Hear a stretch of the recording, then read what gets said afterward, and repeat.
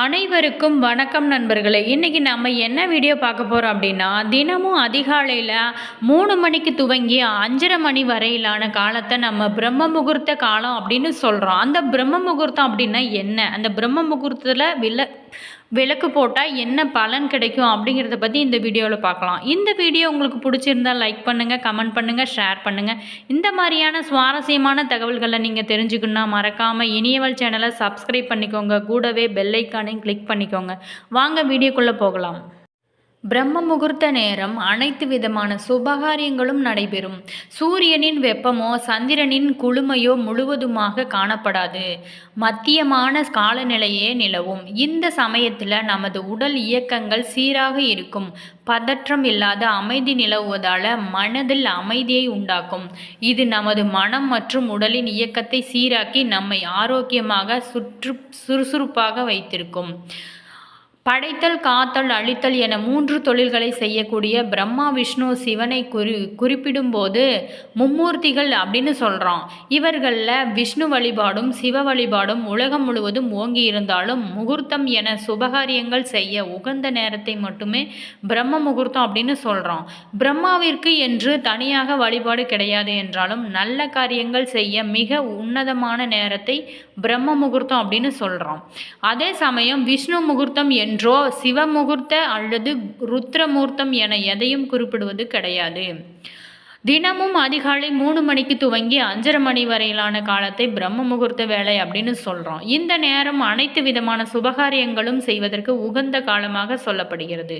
பிரம்ம முகூர்த்த காலத்தில் வழிபாடு, படிப்பு, தியானம் என எதை செய்தாலும் அதற்கான முழு பலனும் நமக்கு அப்படியே கிடைக்கும். இந்த பிரம்ம முகூர்த்த நேரத்தில் ஒவ்வொரு கிழமையிலும் ஒவ்வொரு தெய்வத்தை நினைத்து வழிபட்டால் பலவிதமான பலன்கள் கிடைக்கும் அப்படின்னு சொல்லப்படுகிறது. ஞாயிற்றுக்கிழமை அகல் விளக்கேற்றி சத்தியநாராயண பூஜை செய்து பெருமானை வழிபட்டால் பித்ரு தோஷம், முற்பிறவி கர்ம வினைகள், பாவங்கள், கிரக தோஷங்கள் நம்மளை விட்டு விலகும். திங்கட்கிழமையில் அகல் விளக்கு ஏற்றி அம்பிகையை வழிபட்டால் பயம் நீங்கி ஞானம், அறிவு பெருகும். செவ்வாய்க்கிழமை பஞ்சலோக விளக்கேற்றி கந்த சஷ்டி கவசம் பாராயணம் செய்து முருகப்பெருமானை வழிபட்டால் நோய்கள் தீரும். கண் திருஷ்டி, பீடை, செய்வினை கோரால்கள் நீங்கும். அதே மாதிரி புதன்கிழமை குத்துவிளக்கு ஏற்றி துளசி சாற்றி விஷ்ணு சகஸ்நாமம் பாராயணம் செய்து கிருஷ்ணரை வழிபட்டால் குழந்தை பாக்கியம் கிடைக்கும், கல்வி மேம்படும், சகல செல்வங்களும் ஸ்தித்திக்கும். வியாழக்கிழமை அகலில் நெய் விளக்கேற்றி சித்தர்கள், மகான்கள், குலதெய்வத்தை வழிபட்டால் சகல சௌபாகியங்களும் நமக்கு கிடைக்கும். வெள்ளிக்கிழமை விளக்கேற்றி கனகதாரா ஸ்தோத்திரம் சொல்லி மகாலட்சுமி வழிபட்டால் செல்வம் பெருகும், கடன்கள் அனைத்தும் தீரும், அஷ்டலட்சுமிகளும் வீட்டில் நிரந்தர வாசம் செய்வாங்க. சனிக்கிழமையில் நல்லெண்ணெயில் விட்டு அகல் விளக்கேற்றி ஸ்ரீ ருத்ர மந்திர பாராயணம் செய்து சிவபெருமான வழிபட்டால் சனி தோஷம் நம்மளை விட்டு விலகும். பிரம்ம முகூர்த்த வேளையில் நல்ல நேரம் என ஒவ்வொரு நாளும் ஒவ்வொரு நேரத்தை குறிப்பிட்டாலும் அதிகாலை பொழுதை மட்டுமே பிரம்ம முகூர்த்தம் அப்படின்னு சிறப்படுத்தி சொல்கிறோம். இதற்கு அறிவியல் ரீதியாக சொல்லப்படும் காரணம் என்ன அப்படின்னா, அதிகாலை 3 மணிலேருந்து 5:30 மணி வரையிலான காலத்தில் சூரியனின் வெப்பமோ சந்திரனின் குளுமையோ முழுவதுமாக காணப்படாது.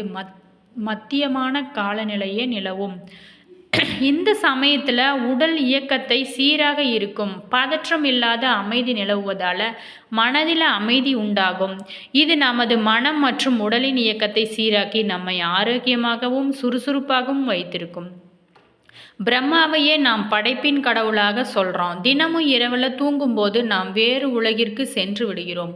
இதனால் தினமும் காலை கண் விழிப்பதை புதிதாக பிறப்பதற்கு சமம் அப்படின்னு சொல்கிறாங்க.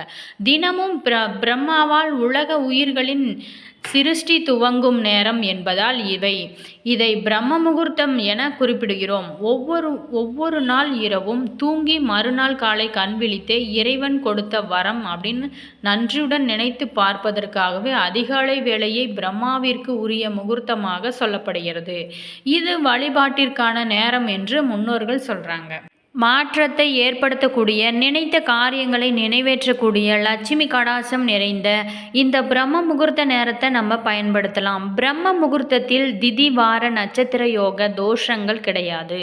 அந்த நேரம் எப்போதுமே சுபவேளை தான். இந்த நேரத்தில் எழுந்து குளித்து இறை வழிபாட்டை செய்து நமது வேலையை செய்ய துவங்கினால் அன்று முழுவதுமே வெற்றிதான். பிரம்ம முகூர்த்தத்தில் வீட்டில் விளக்கேற்றி வழிபடுவதன் மூலம் சகல சௌபாகியங்களையும் பெறலாம் அப்படின்னு சொல்லப்படுகிறது.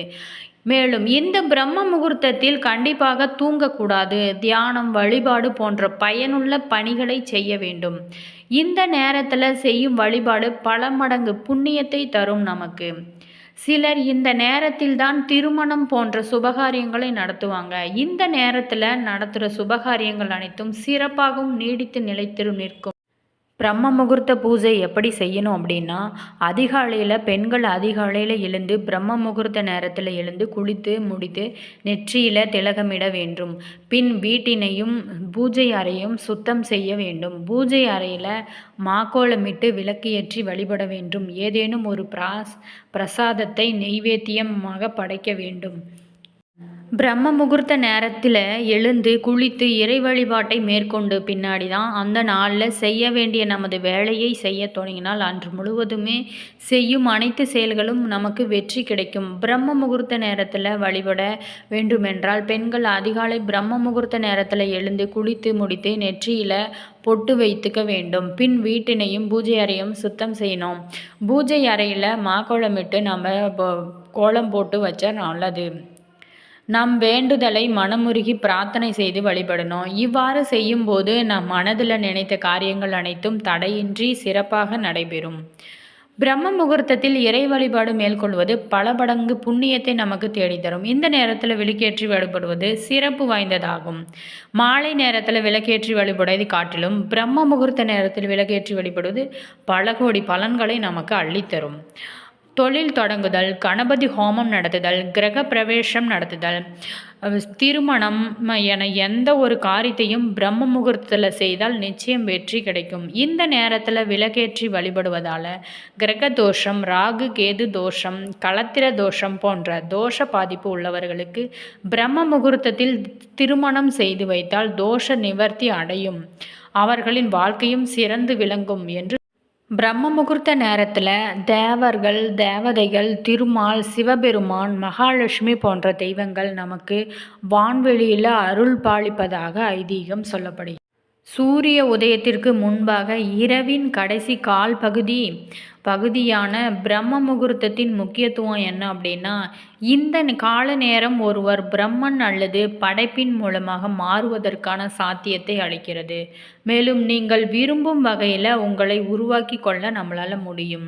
பிரம்ம முகூர்த்த நேரத்தில் நாம் இரவை சூரிய அஸ்தமானத்திற்கும் சூரிய உதயத்திற்கும் இடைப்பட்ட கால நேரமாக கருதப்படுகிறது. அதில் இரவின் கடைசி கால் பகுதி மணியிலிருந்து கிட்டத்தட்ட 5:30 மணி அல்லது 6 மணி வரை இருக்கும் அல்லது சூரிய உதயம் வரை பிரம்ம முகூர்த்தம் அப்படின்னு சொல்லப்படுகிறது. பூமிக்கு சூரியனிடமும் நிலவிடமும் உள்ள தொடர்பான இயல்பை நோக்கினால் இந்த கால நேரத்தில் மனித அமைப்பில் ஒரு குறிப்பிட்ட உடல்நிலை மாற்றம் ஏற்படுவதை நாம் அறிய முடிகிறது. உங்கள் உடம்பில் உள்ள கழிவுப் பொருட்கள், உதாரணத்திற்கு சிறுநீர், மற்ற நேரங்களில் இல்லாத வகையில் பிரம்ம முகூர்த்தத்தில் ஒரு குறிப்பிட்ட தன்மையில் இருப்பதை மருத்துவ அறிவிலும் சொல்லப்படுகிறது. இந்த பிரம்ம முகூர்த்த நேரத்தில் மக்கள் எழுந்து அமர்ந்து அவர்களோட ஆன்மீக சாதனையை மேற்கொள்வதன் மூலம் அதிக அளவு பயன் நம்மளால் பெற முடியும். பிரம்ம முகூர்த்தம் என்பது படைப்பின் காலம் அப்படின்னு சொல்லப்படுகிறது. நீங்கள் இதை எவ்வாறு பார்க்கலாம்? உங்களை நீங்களே உருவாக்கி கொள்வதற்கான கால நேரம் இது. இந்த அதிகாலை வேளையில் நீங்கள் பிரம்மனாக மாறுகிறீர்கள். எனவே நீங்கள் விரும்பும் வண்ணம் உங்களை நீங்களே உருவாக்கி கொள்ள முடியும். பெண்கள் அனைவரும் அதிகாலை பிரம்ம முகூர்த்த வேளையில் தூங்கக்கூடாது. அதிகாலையில் எழுந்து குளித்துவிட்டு வாசலில் சாணம் தெளித்து கோலமிட்டு மாவிளக்கால் கோலமிட்டு பூஜை அறைகளையும் சுத்தம் செய்து மாவிளக்கினால் அங்கேயும் கோலம் போட்டு விளக்கேற்றி நெய்வேத்தியம் படைத்து ஏதாவது ஒரு பொருளை வைத்து கடவுளுக்கு படைத்து நாம் இறைவனை மனதார வழிபட்டால் நாம் நினைத்த காரியங்கள், நம்ம குடும்பத்தில் உள்ள கஷ்டங்கள், மனக்குழப்பங்கள் கணவன் மனைவிக்குள் ஏற்படும் பிரச்சனைகள் அனைத்திற்கும் இதனால் தீர்வு கிடைக்கும். ஓகே ஃப்ரெண்ட்ஸ், இந்த வீடியோவில் நம்ம பிரம்ம முகூர்த்த நேரத்தை பற்றி பார்த்தோம். இந்த வீடியோ உங்களுக்கு பிடிச்சிருந்தா லைக் பண்ணுங்கள், கமெண்ட் பண்ணுங்கள், ஷேர் பண்ணுங்கள். இந்த மாதிரியான சுவாரஸ்யமான தகவல்களை நீங்கள் தெரிஞ்சுக்கணுன்னா மறக்காமல் இனியவள் சேனலை சப்ஸ்கிரைப் பண்ணிக்கோங்க. கூடவே பெல் ஐக்கானையும் கிளிக் பண்ணிக்கோங்க. அப்போ தான் நம்ம போடுற ஒவ்வொரு வீடியோஸும் உங்களுக்கு நோட்டிஃபிகேஷனாக வந்து சேரும். நன்றி, வணக்கம்.